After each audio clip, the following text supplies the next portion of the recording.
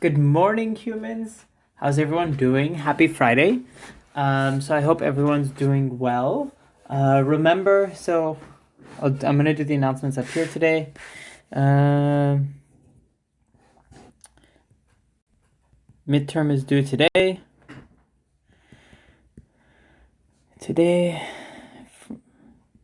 And if you're watching this video on another day, today is Friday. Yeah. So let's I don't have too many announcements. Most of my announcements I'm putting through the Moodle announcement channel. So hopefully that's okay, since everyone should be receiving those emails. If not, the main thing I was going to mention today is that evals are coming out.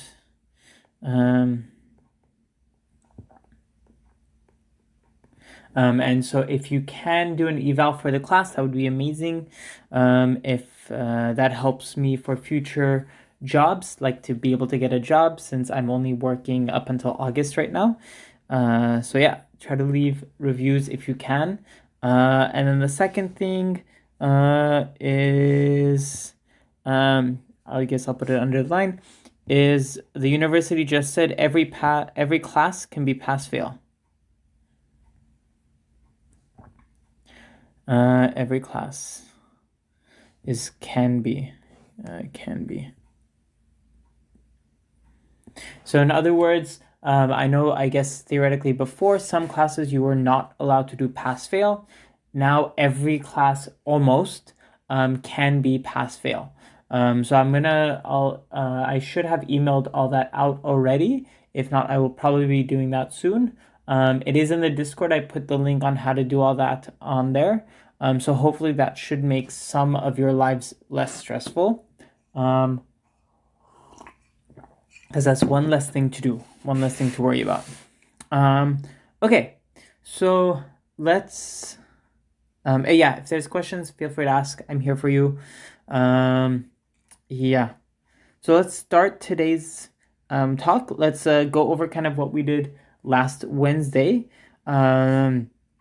So remember, we were kind of talking about area, or like how we're trying to figure out the area under some curve, right? So like if I have some function, so if we look at this, right? So if I have some function, I want to figure out what the area underneath my curve is. So like this kind of little area here. And we're trying to figure out what the best way of doing this is. And so what we decided is, in order to be able to do this, we're going to have to talk about summations. And we went over summations a little bit.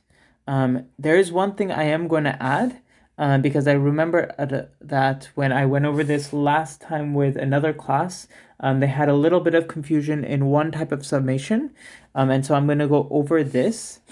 And that's when, let me see, is it the next page? Yeah, we can do it here. So I'm going to do it here. I'll move this out of the way. There we go.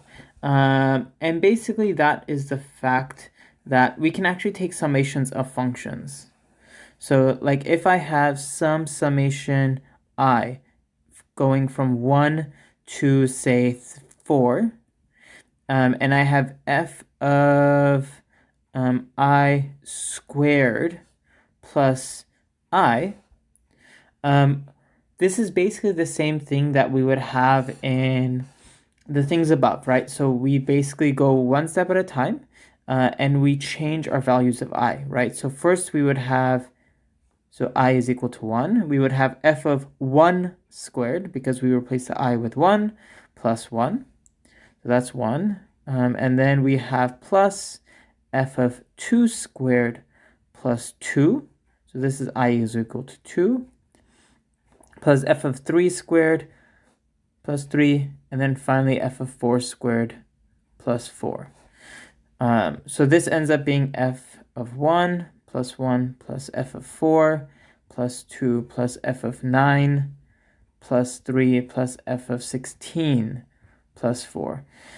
So some of these can be a little bit confusing. So I wanted to go over one example where you see how we can just replace the I. And then there was also yeah. So hopefully that kind of helps make sense for that.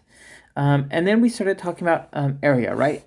So we started looking at some curve and we said, well, how do we calculate the area within some set distance? So here, remember, we had this curve and we were trying to calculate the area in this kind of region here. So here, right? This is the area we were trying to cover. And the way we did this is we started making little boxes, right? Little rectangles, and we took the area of the rectangles. And we said if we sum up all these rectangles, we'll get a good approximation for our area. And what we're going to want to do is we're going to want to take these rectangles and make them smaller and smaller and smaller and smaller up until they're basically almost lines, right? So we're going to, well, what sounds like we're going to be taking a limit here in order to be able to figure out the exact area underneath the curve. And so here we kind of went over this.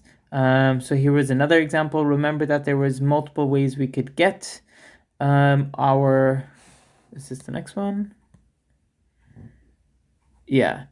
So remember, we can either do things from the left-hand side, the right-hand side. I think we talked about that next, actually. And so to break this down, what we did is we took our intervals and we partitioned them. So basically, remember what a partition is we start off with some number and some n number, and we look at numbers in between our numbers. And that is going to give us some sub-intervals here. And if all of our intervals are the same size, which is given by this number here, then we say that this partition is going to be regular. We say it's regular basically because every interval has the same interval. So it's nice and easy to kind of calculate what is and is not happening. And so here I gave examples of partitions, one that's regular. We went over quite a lot.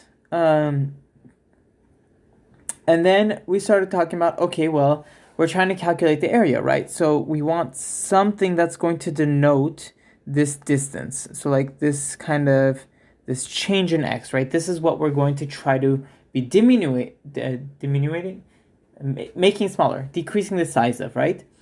And so what we're going to define is this, and we're going to call that change in x here the length of the interval, right? And so since we're going to be assuming our partitions are regular, so every interval has the same distance, and so these are all going to have the same length. So it doesn't matter what our partition is, we know it's all going to have the same length. And so now what we're going to define is what's called the Riemann sum. And this is very important for the rest of kind of the rest of the class. This is going to be the basis for what we're doing. And this is why we were looking at summations, because the Riemann sum is a summation. And basically what it is it's a sum from I to n, where we take some f of xi star, where xi star is just some element inside the interval. It doesn't matter what element it is, it's just some element. We can choose it. And then we take the length of our interval. So since they're all the same, this is actually just going to always be the same, right? So this is always delta x, and this is always equal to b minus a over n, right? Since this is regular. And so there was four main ways that we discussed taking this xi star, right? So we can either take xi star from the left. So here we took the xi stars from the left and we made our rectangles by choosing the left-hand point. We can also choose from the right, and here we chose our points from the right-hand side on the top right. We can also choose it from the middle of our intervals. So here we chose it in the middle, and that made rectangles from the middle. And then for the last one in the bottom right, we chose kind of random points. And these gave us more or less random rectangles. And so basically what we have is each one of these have a different name. The one on the top right is called the right-hand Riemann sum, or the right-hand sum. The one on the top left is called the left-hand sum, or the left-hand Riemann sum. The bottom left is called the midpoint sum. And And so each one of these is giving us some approximation, but remember that we're not really looking for approximations, right? We want to know the exact area. Like, what is exactly the area? And so we said we're going to make these intervals smaller. And so what we're going to want is we're going to want to take it as these changes go to 0. And basically, as this is going to 0, basically what we have is that we want the limit as n goes to infinity of all of this. So we're basically taking a limit as these intervals are getting smaller and smaller and smaller. In other words, as we have more and more and more of these intervals. And so what we're going to say is we call this function, so if this limit exists, so if the limit as n goes to infinity of the summation of I equal to 1 to n of f of xi star delta xi, if this exists, so if it exists, I want to make this yellow. If this limit exists, we say that the function is Riemann integrable. And this is where we ended last week. I'll highlight it again. Riemann integrable. And integration is basically where we're going to end off this class. So this is where integrable and integration, they sound similar, right? And so this is where this is coming from. But I want you to notice something, right? If we look at the summation here, right? If I look at this thing up here, this is not what we're used to seeing as our integrals, right? And that's because this notation is disgusting. Here, I'll write it out again on top a little neater.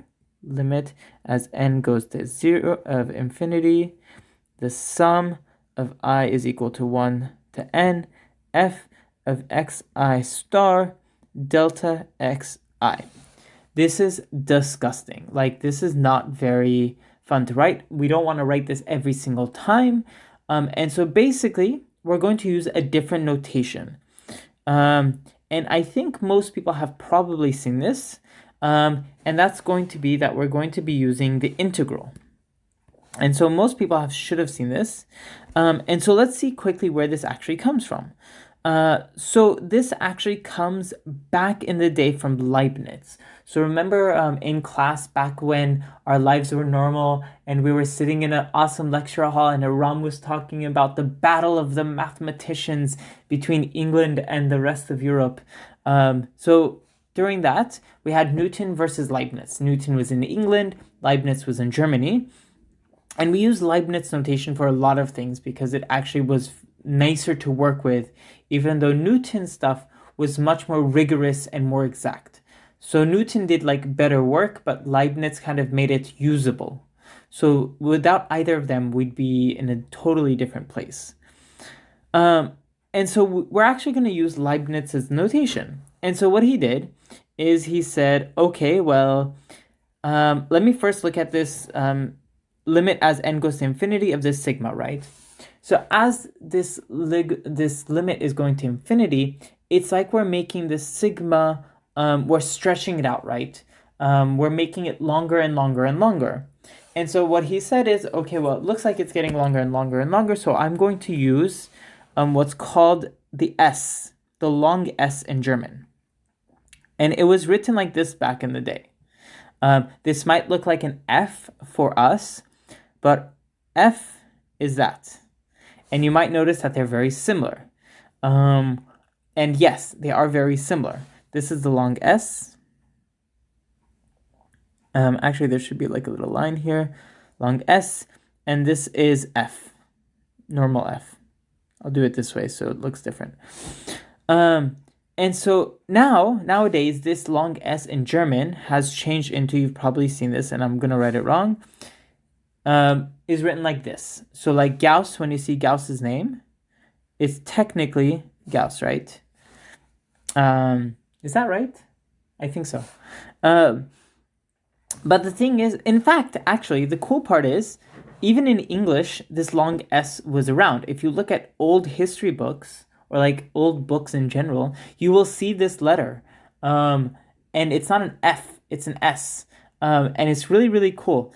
it wasn't until like 1820 to 1820s, 1800, 1820 that this letter disappeared from English, mainly because it looked too similar to F, and there was already another letter for S, right? So we had S, which was the short S sound. And so basically this long S disappeared and got converted into S so that there was less ambiguity. But if you look at this long S, right? So here, I'm going to remove all this stuff. Actually, never mind. What is the banana? What is happening? Here we go. I'm going to undo this. There we go. And so here, I'm going to do this on the left. So if I look at my long F, right? If you notice, if I keep stretching it, this is going to look very similar to this symbol. And that's because they're the same. So the integral symbol took the limit and the summation and turned it into this, which is this. And so now what we have is this part. And so we still have something left here, right? So we still have f of xi delta xi, right? So we still have this part here. So this part is done. And so what we're going to ask is, well, okay, I'll